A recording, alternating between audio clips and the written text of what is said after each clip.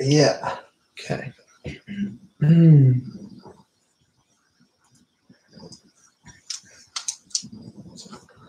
Hello and welcome to Unspooled. Today we are doing our first edition of our movie review roundup, where we're going to go through 10, 15 or so movies or TV seasons that one of us happened to watch in the last, well, normally this would be in a month, but we have quite a few to get through that we can't really do that right now. So you are kicking us off here today with your selections here that you have to discuss.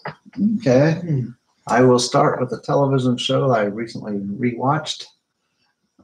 Star Trek, the original series, aired from 1966 to 69, if I'm not mistaken. Had 79 episodes, of course, had Captain William Kirk was played by William Shatner. Did I say it's James T. Kirk?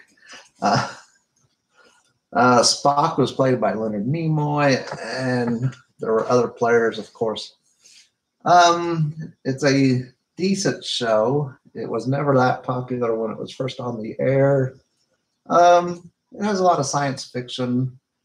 I mean, nothing really fantastic in the science fiction. I watched off the Blu-ray that has enhanced graphics and explosions, etc. And we did watch one episode on the original graphics, and they definitely have updated the graphics and stuff. They were pretty sad back then. It's a good show. It obviously started the great Star Trek empire. And Gene Roddenberry has done a lot of, or had done a lot of stuff after Star Trek. And it's a good show to watch for the first couple seasons. It was only on 3 seasons. So my next choice, headed off to the movie section of our night. I'm going to start with Game Night, a movie from 2018, I believe. Yes, we both saw this one. So it was directed by John Francis Daley and Jonathan Goldstein. Stars Jason Bateman, some other people Jesse Plemons I've heard of. The rest I don't believe I really heard of much.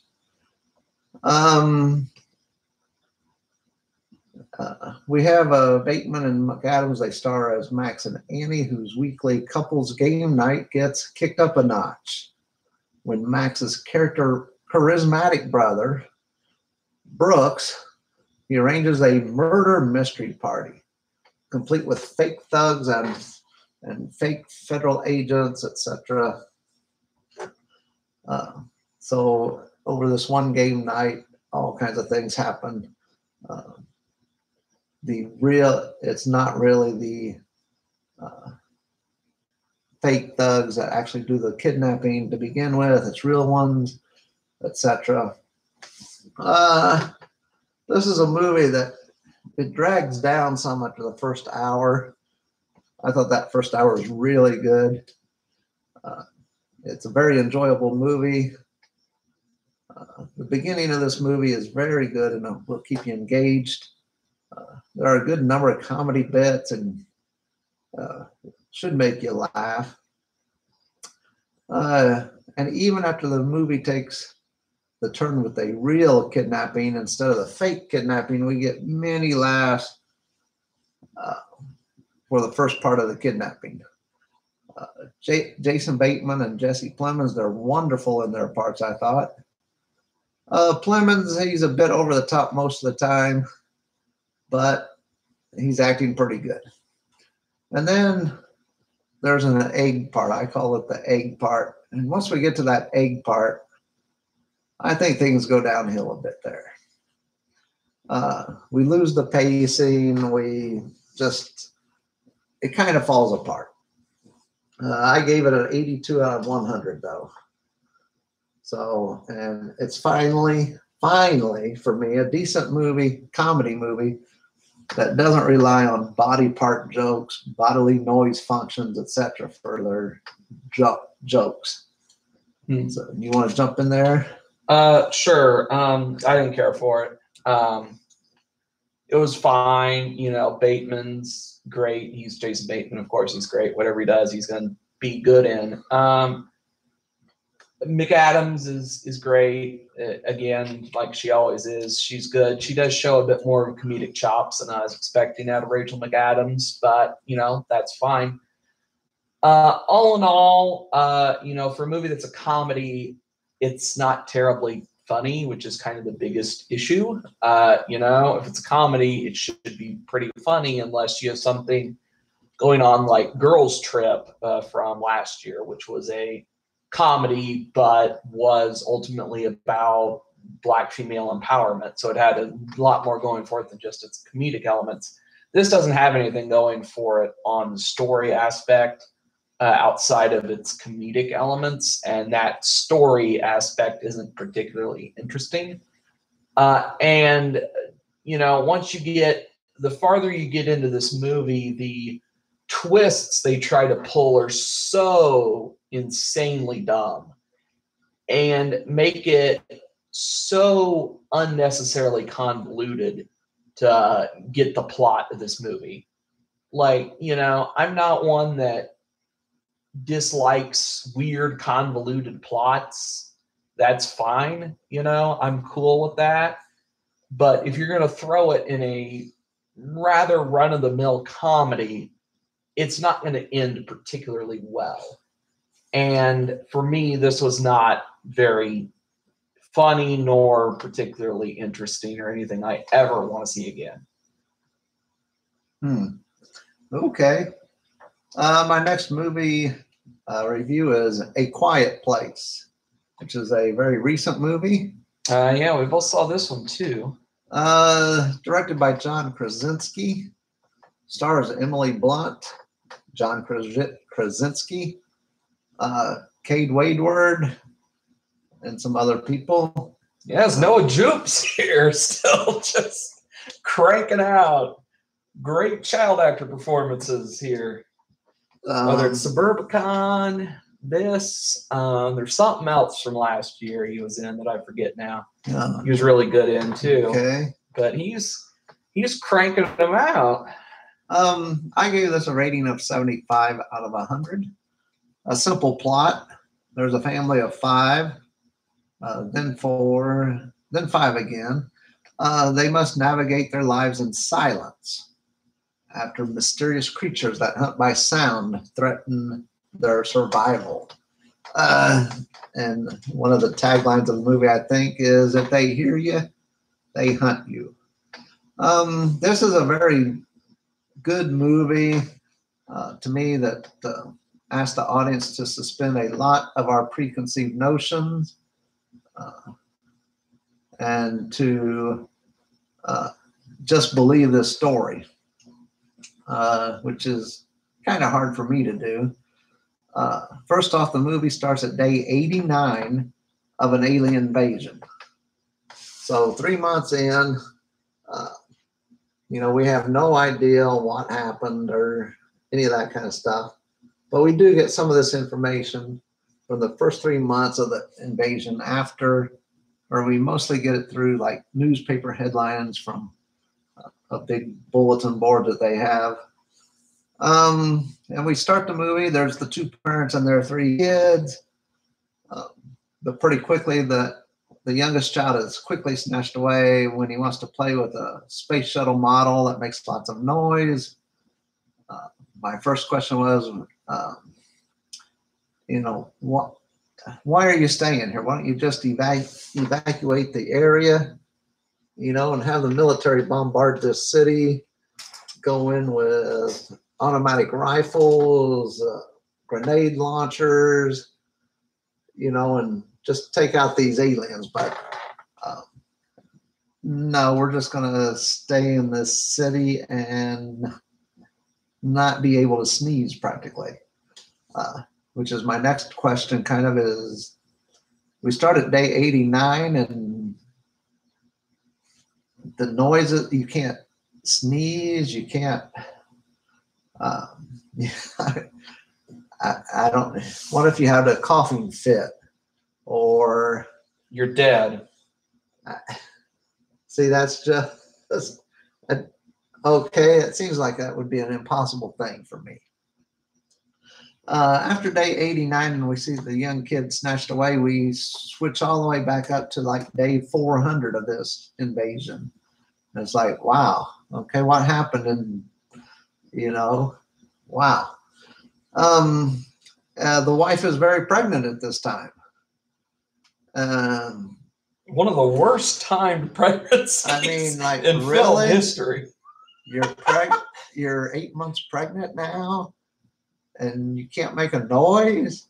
It's a year later, and the kids didn't seem to age any, but I guess when you have to be quiet 24/7, you don't age any. So yeah, in a place we have to be really quiet. We're going to give birth to a baby. Doesn't seem like a good ideal. So we have the baby. Yes, and yeah, that's I don't know. We get rid of one of the aliens. To me, it was all too easy to get rid of this alien, especially after waiting 400 and some days to figure out how to get rid of them, and that just killed the movie for me at the end. So that's why it only got a 75.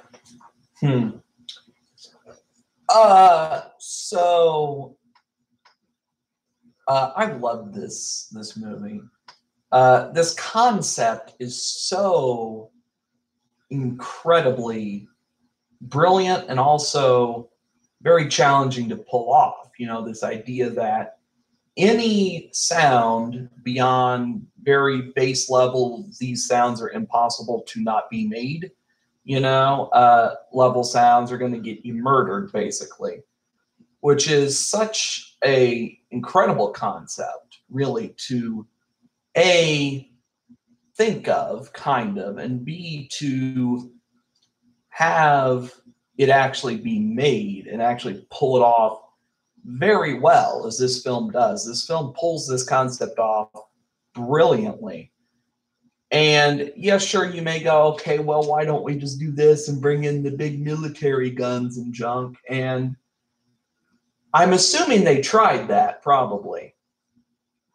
That's probably the first 90 days we don't see. Oh, it's hard to say. It probably happened. And the thing that would make this movie even better, which there's no way they could do this, but is if this were somehow a Cloverfield movie, that would be incredible. Because, if this was a direct sequel to the first Cloverfield, and then we saw the military trying to kill the monsters in the first Cloverfield, and they were completely ineffective, could not do anything to stop them, as their weapons cannot penetrate the skin of the creatures. So now we're in this scenario here, which that's what I'm assuming the background we don't see is, but none of that is really important to this movie. It doesn't matter if we know, these creatures can't be killed by literally anything that we are aware of yet. So that's not important that we know that. This to me at least works in a way like a lot of slasher movies work, where it's not important and it doesn't matter to us as the viewers, or it shouldn't matter to the movie or to us how this enemy can be defeated. It shouldn't really matter. All that matters is our survival in this scenario we're placed in. And we have to operate in whatever rules are established by the film to survive this particular scenario. And this film lays out its rules quite simply. If you make a noise, you're dead. And it's pretty well done. And I found this to be you know, to do something that a lot of horror films the last 3 or 4 years that were meant to be kind of straight up just super unnerving didn't do. And this works. This is a great horror film in a vein that we don't see made a lot anymore, because this is like an alien invasion type horror film, and those don't typically work anymore. Any kind of horror film that deals with an actual creature or an actual physical antagonist hasn't really worked for a while. You know, the best horror films the last few years, you know, The Witch or It Comes at Night or The Babadook, are mostly just, you know, or even Unsane from earlier this year, are either a person kind of dealing with their own mental issues and slowly going insane, or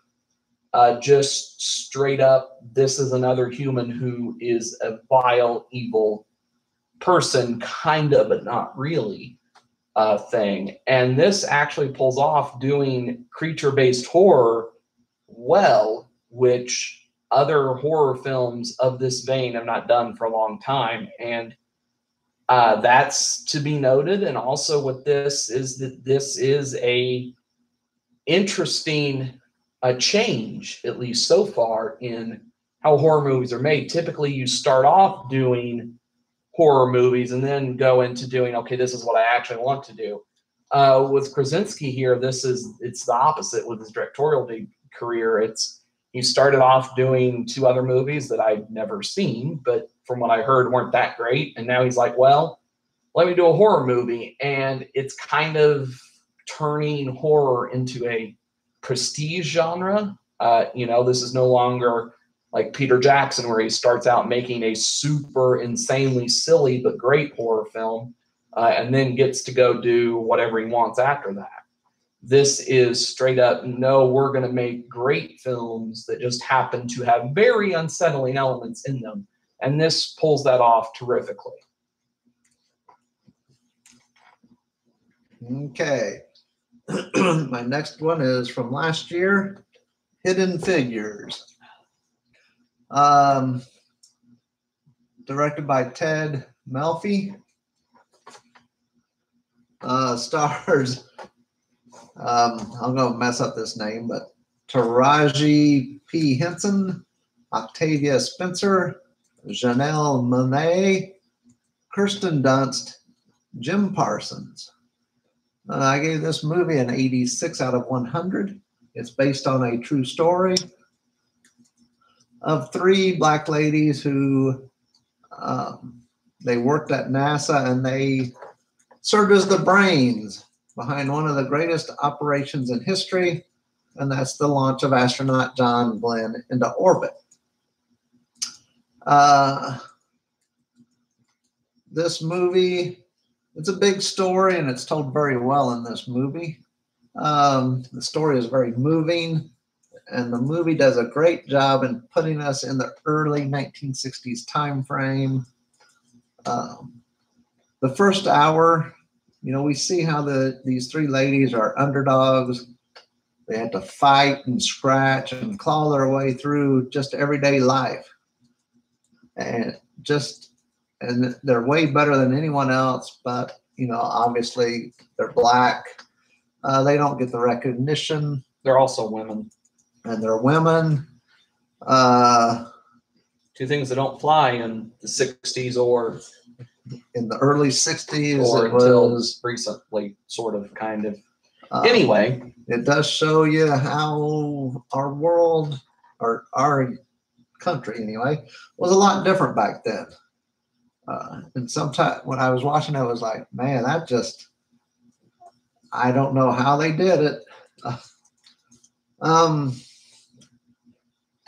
Well, then we see, you know, the tables are starting to turn after about the first hour, slowly. You know, finally the 3 succeed quite well. They were still fighting, scratching, and clawing and everything, but they had it a little bit better. And it's a feel-good story that is done right. And definitely you can watch this movie over and over again. and you get a good feeling about it. Not one I've seen, so Okay. I have nothing to contribute to this one. Okay. My next movie up from this year, one of the biggest money makers, probably going to be the biggest money maker of the year, one of the biggest in history. Oh, not of the year, no. Black Panther. Not of the year. We still got Avengers to get through, which will take a lot more. Well, it will. All righty. Black Panther. Director is Ryan Coogler. Stars Chadwick Boseman, Michael B. Jordan, Martin Freeman, Andy Serkis. I gave this movie a 90 out of 100. This, everyone's probably seen this movie at least once, so everyone knows what's going on. But this follows T'Challa. Ever how you pronounce that? After the events of Captain America Civil War, he returns home to the isolated, technologically advanced African nation of Wakanda to take his place as king. This movie it's beautiful. Yes, done very well. The CGI is great. The actors are good. The plot's going to move you. The costumes are fantastic. I know this is why it's making money, but I like to go see it again myself. The choreography of the fight scenes. There's too many movies use, like during fight scenes, they like to use slow motion to slow down the fight scene at a certain point. And I just think it's overused. And this movie did not use it very much, which I found that refreshing and great. That's known as the 300 effect. Okay. You're slowing down every fight scene. One problem for me was the action scenes at the beginning. I mean, I know he is the Black Panther and all, but some of the moves from car to car, building to car, building, whatever, they a little too much there. Boy, you must hate action films in general then. No, just that beginning was just too much of that. It's hard for me to believe someone goes from a speeding car to the top of the building in half a second and then back to another speeding car in another half a second. No, just too much. Sorry. It gets dragged down just a bit somewhere after the midway point, just a little bit. But it is a very good movie that can probably be seen a few more times. Of course, I saw this one too, of course. So Black Panther does kind of the one thing that I love when it's done well, is that it establishes itself firmly in that opening 10-minute action scene as, okay, this is a superhero tale. And then we go, we're not doing that. We're going to deconstruct political structures and traditional, how people adhere to tradition and whether or not that's a good thing to do. And that's what this movie does. It doesn't do like a Logan or a Dark Knight and deconstruct the superhero genre as an entirety like those two do. This does something different. It takes, okay, we're establishing, okay, Wakanda, isolationist policy, does not let any other country or any other people that aren't its own citizens know that it exists, and does not want to share any of its technology with the world for reasons. And so we're just going to keep it all for ourselves. So the real antagonistic force of the movie, sure, you have Killmonger here with Michael B. Jordan showing up and doing Michael B. Jordan things, which some people like. I don't really care for him much in general, but, whatever. Sure, he comes up and does villainy-ish things, but really the antagonistic force of this movie is really blind adherence to tradition and conservative politics is the antagonistic force of this entire film, is isolationist policies, not allowing immigration either way, not allowing anyone to know you exist or to share your technology or wealth or science or knowledge with anyone. And that's really the villain of this movie, is the fact that everyone who's not Killmonger and later T'Challa basically wants to keep all this to themselves, wants to not share anything. And that's the biggest issue of the movie, is that we know as audience members, or we should, or we're assumed to know, that not doing these things is an awful thing, right? That seeking isolation from any other country in the world is not a good mode of operation. So this movie tells us that explicitly, that, being an isolationist nation is an awful idea. And then it just plays within that. And it's ultimately a film about how those kind of political policies are basically an awful idea and should not be followed. And also, it's also telling us that blind adherence to tradition and keeping things the way they were just because that's how they used to work is also not a good thing. It's not something that we should do blindly. We can do it as long as we critique it and look at it and go, why is this? Does this still work? Why would it work? And why does it not necessarily work anymore? And then we tweak and move around those ideologies. So it does all those things very beautifully, very well done. Other than that, the actual concrete story of the film I don't find particularly interesting. But that's fine. It's a fine movie. It's nothing that really needs to be seen multiple times. To me, I just don't really see how a second viewing is going to add anything to it. Story-wise, sure, it'd be fun to watch again, but it's nothing that's I need to see this again to get story elements I may have missed type thing. It's nothing like that. But yes, this is a fine thing to watch multiple times, but nothing that necessitates it from a plot or story element standpoint. All in all, a good film, welcome addition to the MCU, and a very well done tweak to the MCU formula.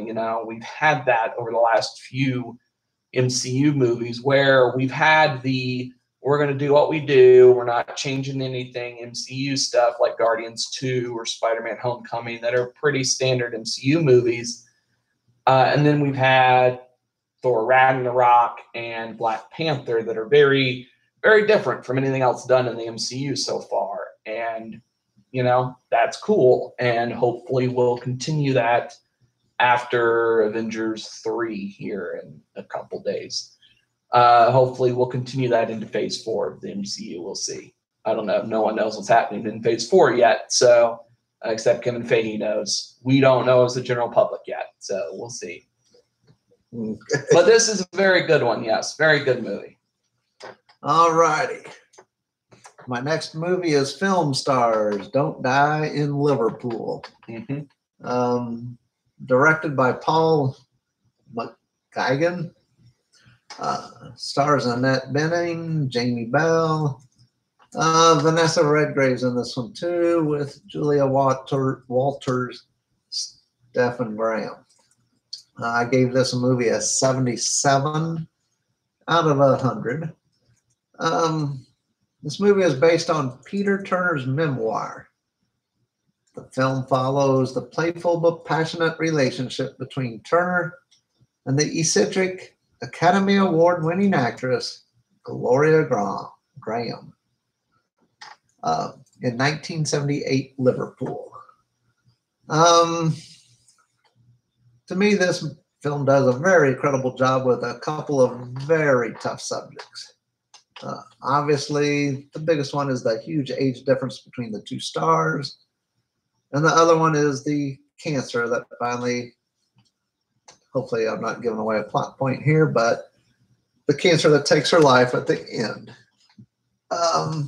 Well, that's the end of the movie, so I mean, technically. That's the big plot. Okay, sorry. The film is slow paced. It should be too. I mean, obviously, but it is a little too slow paced, especially in the middle. Annette Bening does a superb job, and even though the movie basically only shows the last few years of her life, you actually see her age immensely, especially after the cancer diagnosis, which does happen. Jamie Bell as Peter Turner does a very good job and is extremely believable. For me, the movie gets kudos for including a dance scene to the tune of Boogie Oogie Oogie by A Taste of Honey, one of my favorite songs. I was very surprised to see that in here. Lucky for us viewers, we are only subjected to the last few years of Gloria Graham's life. I had a hard time with the dialogue of Peter's brother and his father for some reason. It might not have made the movie any better since they did have small parts, but I just had a hard time understanding what they were saying. The transitions between some scenes could have been much better. There were times we time traveled back in time to see a scene, from the other person's perspective, and that was kind of neat. And sometimes that worked well, sometimes it did not work so well. So 77 out of 100 for me for Film Stars Don't Die in Liverpool. I discussed this one in my March 2018 monthly wrap-up video. So if you want to hear my full thoughts on it, you can go watch that one, where I talk about this film at length in it. So the shortened version, essentially, I likened this film a lot to Darkest Hour, which is a very different movie. That's about Winston Churchill's political machinations leading to the evacuation of the beach of Dunkirk. But this, very similar in that these are both biopics that are very artistically abstract and creatively done, which I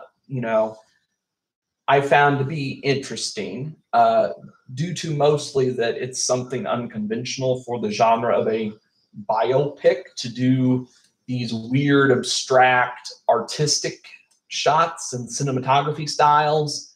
And like you said, time sequences like that is a very odd choice for a biopic of any sort, whether it be a war one or this one. And this, I really enjoyed this film greatly. Not only just for those elements, which I did love in it, but also that this is a very interesting and wonderful story here ultimately about dealing with the death of a loved one, essentially, and done in a different way, where it's not a person who at the time of their death you're actively involved in their life either, which is an interesting angle to take. And I thoroughly enjoyed it for all of those reasons. Love this one. Okay. Next movie up tonight is I, Tanya. Directed by Craig Gillespie. Stars Margot Robbie, Sebastian Stan, Allison Janney, Julianne Nicholson, and Bobby Cannavale. Okay, after I butchered all those names. I gave this movie an 81 out of 100. This is another movie based on true events, which are very hard to believe. But I lived through this. I, Tanya is a darkly comedic tale of American figure skater Tanya Harding and one of the most sensational scandals in sports history. Harding was the first American woman to complete a triple axel in competition. That's in figure skating, of course. And her legacy was forever defined by her association with an infamous ill-conceived, and even more poorly executed attack on fellow Olympic competitor Nancy Kerrigan. Oh, boy. I gave this movie an 81, as I said. It's and this movie is a lot better than I really thought it would be. I just didn't see this movie being good, but it really is kind of good. Margot Robbie as Tanya is fantastic, very believable. Sebastian Stan as Jeff Galooly is good, but sometimes he falls a little flat in that part. Allison Janney as Tanya's mother is great. Being based on true events is perfect, and we get conflicting stories from at least 3 sides sometimes on what happened. And, with something like this, the movie makes no effort in telling us which is the correct story, and that's just fine. It's really good that way. This was a big story back in 1994 with so many different sides telling so many different versions of the events. Honestly, I'm not sure anybody knows all of the truth, and this helps the viewer to being confused about it all also. And the characters break the fourth wall many times as they address the audience or the viewers. And these parts are some of the best of the entire movie. There isn't much skating, and that's okay, as those aren't the best parts of the movie anyway. Personally, I thought the movie was about 10 to 15 minutes too long. But the movie does have its moments where I actually laughed out loud. And just looking back on this, it's definitely a tribute to Tanya Harding, the way she was brought up by her mother, that she could even be this good of a skater, an Olympic talent. So as I said, 81 out of 100 for I, Tanya. This is another one that was in my March roundup video. So brief summary of that, again, full fonts, you can check that out. So I liked this one as well. Ultimately, my big issue with the movie is that the way it's framed, the way everything we're told, is that the movie kind of comes off with what I like to call sainthood syndrome, where it kind of paints its subject, in this case Tanya Harding, as a saint who never did anything wrong, basically. Oh, okay. It kind of paints her as that a little bit, this movie. At least that's how it felt to me. Okay. Is that the movie did that. Which, I'm no expert on the scenario, on the situation, but I would believe is not entirely accurate. I could be wrong on that account, maybe. I don't know. But that aside, this is a very good film. For me, Allison Janney earned her Oscar from this movie. Margot Robbie was great as well here. The rest of the cast, they didn't really do much. But they're fine, I guess. And I particularly adored the skating sequences in here because, much like Film Stars and Darkest Hour, they're very artistically shot, the skating sequences are. And some of the cinematography on the skating sequences is breathtaking cinematography work. And I love that. I was happy it wasn't a bunch of figure skating, because I would have been bored out of my mind. But, for the, maybe 5 to 10 minutes of actual figure skating in the movie is the perfect amount to keep the audience still interested and not bored out of their skulls. And it's shot interestingly and brilliantly enough that it's also fun and interesting to watch, which figure skating, at least for me, generally is not at all interesting or fun to watch. But they make it that in this film. So I did like this film quite a lot. Okay, up next, another movie from this year, Love, Simon, directed by Greg Berlanti. I'm going to guess. Butcher all these names up again, as I do. Stars Nick Robinson. Yeah, I might have got that one right. Catherine Langford, Alexandra Shipp, Josh Duhamel.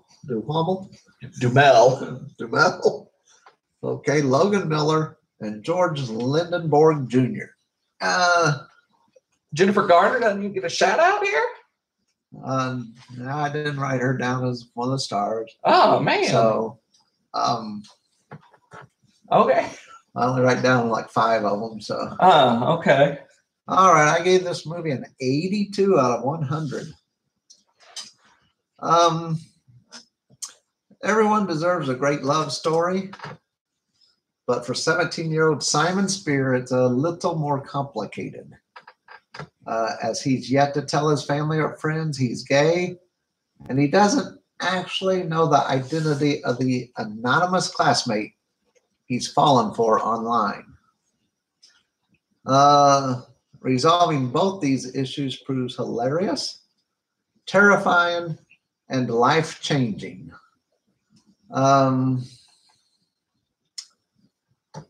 Let me see here. Okay, this is a funny and heartfelt coming-of-age story about the thrilling ride of finding yourself and falling in love. So for me, this movie, the humor in this movie seems to be spot on. It's really good.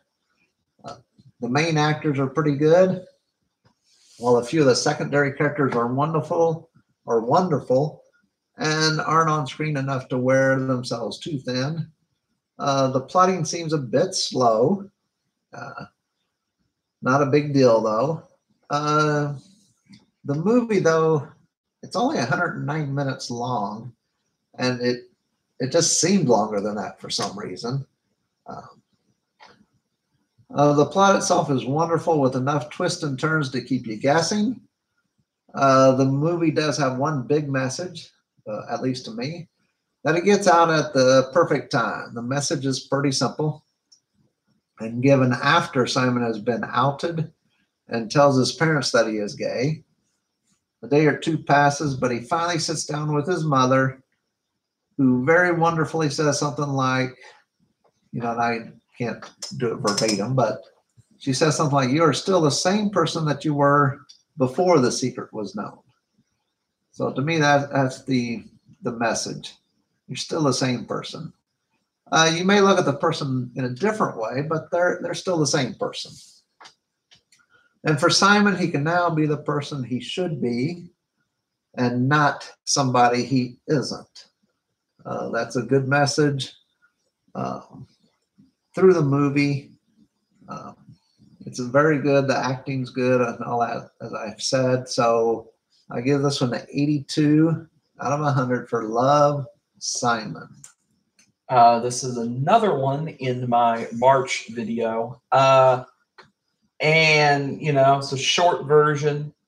Loved this movie. My biggest issue was one that the movie couldn't solve, which is that I would have liked it if the movie started like 2 or 3 years earlier than it did.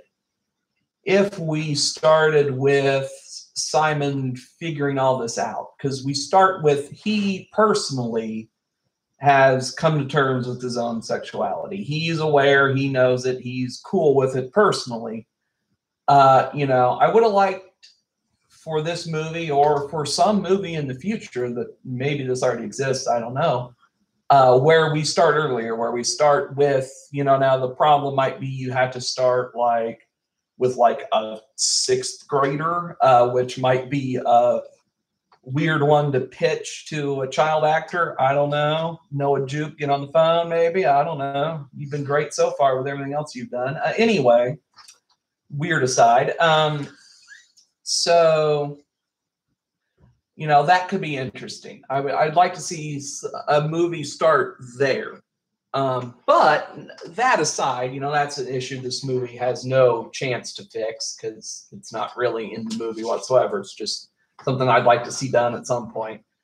But what we're presented here is wonderful and is beautifully done. And the one big issue I had with it that the movie could have done, could have fixed, theoretically, Nick Robinson as Simon is a weird choice, but a fine one. I liken this a lot to Timothée Chalamet in Call Me by Your Name. Both great performances, but the issue is that, at least with Robinson in particular, Chalamet I don't really know, but is that they have straight dudes playing gay characters, which typically is, unfortunately, typically how it goes, whether that be Brokeback Mountain back with Heath Ledger and Jake Gyllenhaal, or these kind of more recent ones where that kind of happens. And part of that is that for a story, this one in particular, I think, I could be wrong on this front, but I'd like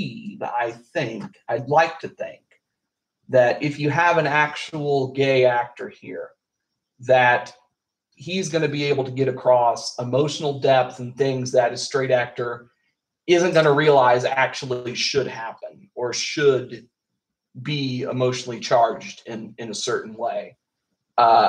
And, that aside, even without that, Robinson does beautifully here. That's probably a lot of help from his brother and from Greg Berlanti, the director here, helping him with those kind of things that Robinson doesn't quite understand probably.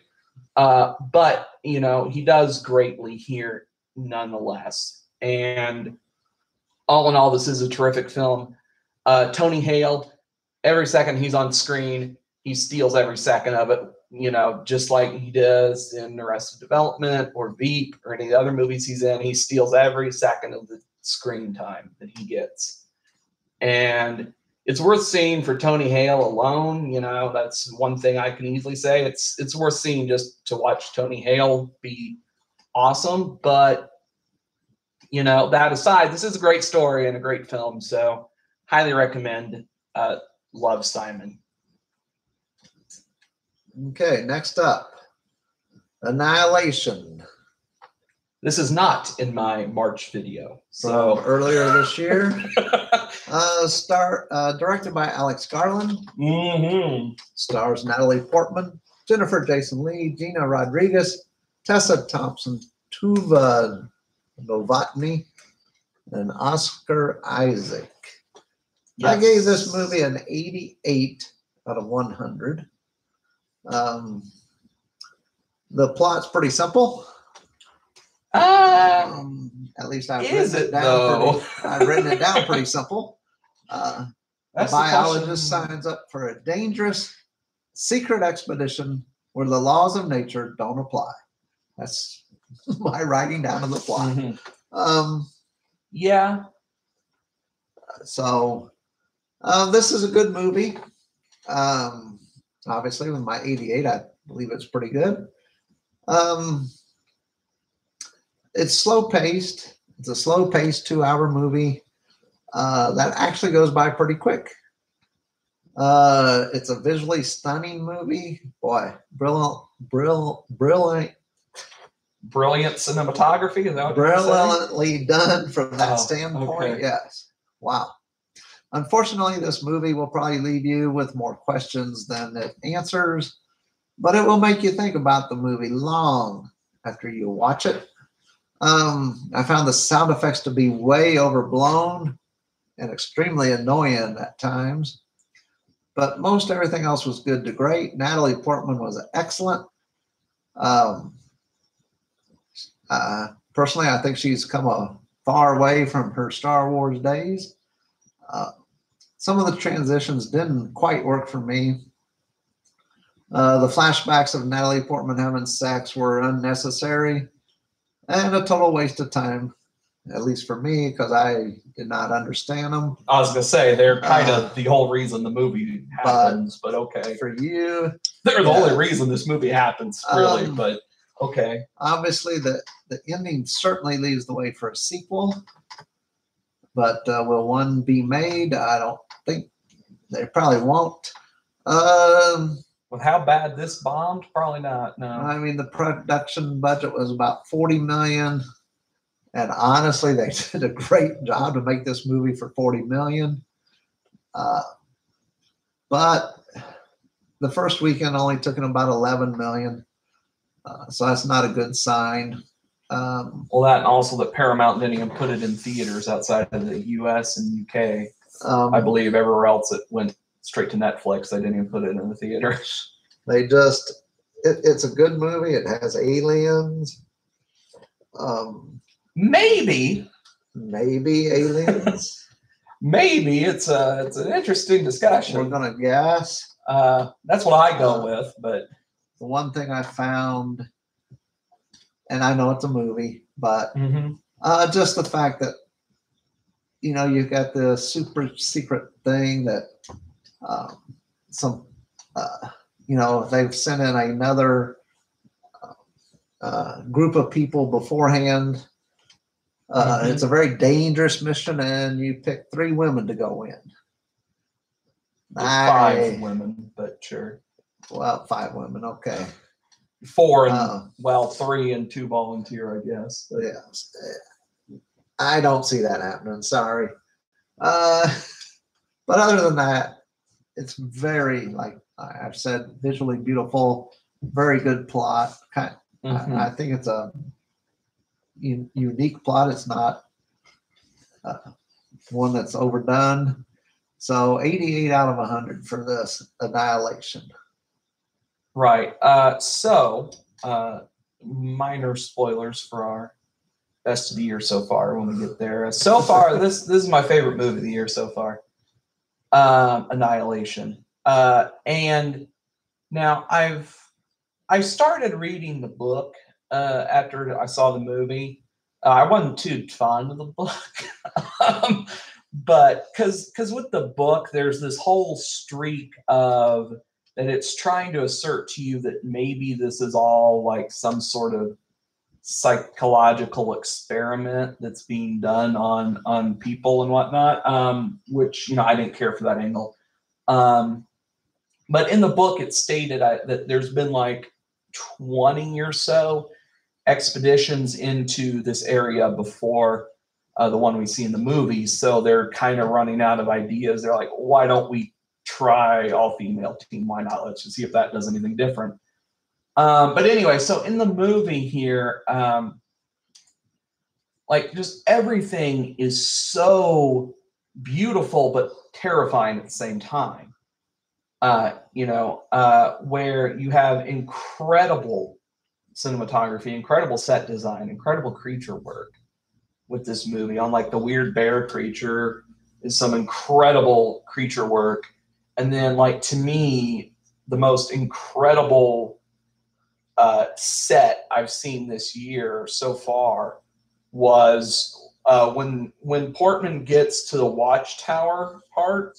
She first comes across this, like, she has to walk across this beach that's like full of like diamond or some sort of crystallized like trees that are made out of pure diamond or crystal or something.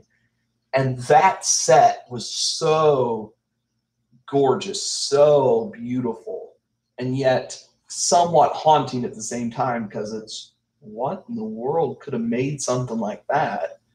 Where are we? What is this? What in the world could have made something look like this? And there's a whole streak of that running through this whole movie of, this is incredible and beautiful to look at, but what made this? What could have made this? How has this been made? You get great horror moments too with the weird bear creature thingy, as well as the scene where Oscar Isaac cuts a dude's stomach open and you see his intestines move around in his body. Yes. More great creature, more great effects work there. All in all, this is very similar, but very different to Garland's previous film, Ex Machina. It explores similar ideas kind of about humans' relationship with technology and nature, Whereas Ex Machina is a film about robots and artificial intelligence. This is kind of about, I'm not sure what, kind of humans' encroachment on nature, kind of more than anything. I think, this is also something I'd liken to Mother from last year, where you can take the plot multiple ways. You can either take it in the literal sense of what is shown to you exactly and take it literally, or there are, probably 10 to 15 different things you could take this as a metaphor for, whether it be climate change, whether it be American or British colonialism, whether it be, manifest destiny, whether it be systemic oppression of minorities. You could maybe get out of this a little bit, because it is maybe important that the one member of the team that survives is the young white lady. Everyone else dies. It's the young white lady that lives, so you can maybe take that out of this. You could get many other things out of this if you wanted to. And it's a beautiful film, and also a very haunting one that deserves to be seen on the biggest screen you can see it on, which, now is going to just be your home television, unfortunately. But, that's fine. This thing, loved this movie. Can't wait to see what Garland does after this. That should be interesting to see where he goes after these last two outings. So you want to do one more, or you think we're done? One more. All right. We'll do one more. One I have not seen. This one is I'm familiar with, but I've not seen. I got to do this one. All right. Nathan Fillion, bring us on home. Dr. Horrible's Sing-Along Blog. This is directed by Joss Whedon. Mm-hmm. Boy, stars Neil Patrick Harris, Nathan Fillion, Felicia Day, and Simon Helberg from The Big Bang Theory. Yes. I gave this movie, believe it or not, I'm calling it a movie, 79 out of 100. I mean, technically, this is just a YouTube short video series. Yes. All cut together, mostly. A simple plot here? Sure, listen to this. Dr. Horrible, which is really Billy, which is played by Neil Patrick Harris, is an aspiring supervillain trying to get into the Evil League of Evil. Mm-hmm. I have to look that up 3 times to make sure I wrote it down right. The Evil League of Evil. Captain Hammer, played by Nathan Fillion, is his nemesis and Penny. Felicia Day is their shared love interest. This is a 42-minute movie. Okay, it's not really a movie. Sorry, 42 minutes. It's 3 acts of approximately 14 minutes each that were released individually on the internet. There was 2-day intervals between each release. Not that that makes it any different, but so it is a short movie. Mm-hmm. And it's actually pretty good. And it's really great when you consider the budget was only $200,000. I mean, Annihilation, I said 40 million. Mm-hmm. This one, 200,000. Mm-hmm. I mean, wow. Mm-hmm. The actors aren't the greatest singers, but the singing is passable. The plot is silly. I'm not even going into it because Dr. Horrible just wants to get into the Evil League of Evil. The characters are crazy. The acting is way over the top. The ending is very abrupt. And you put it all together, it works somehow. It's definitely something you can watch over and over because it's only 42 minutes. Should fit into a 60-minute slot on TV. That's what it was cut together for, wasn't it? I believe so. So, Dr. Horrible's Sing-Along Blog. You really should check that one out. For my rating is 79 out of 100. Well, that will do it for this episode of the what did I call this? Movie review roundup, our first edition of this. that is not time specific, as our monthly movie review roundup will be, which will be most of the ones I do, where I go through everything I watched in a particular month. Unfortunately, not going to happen all the time with you on that front. That's all right. We make up for it with these. So thank you for listening. If you enjoyed, make sure to subscribe to the channel for more great content like this.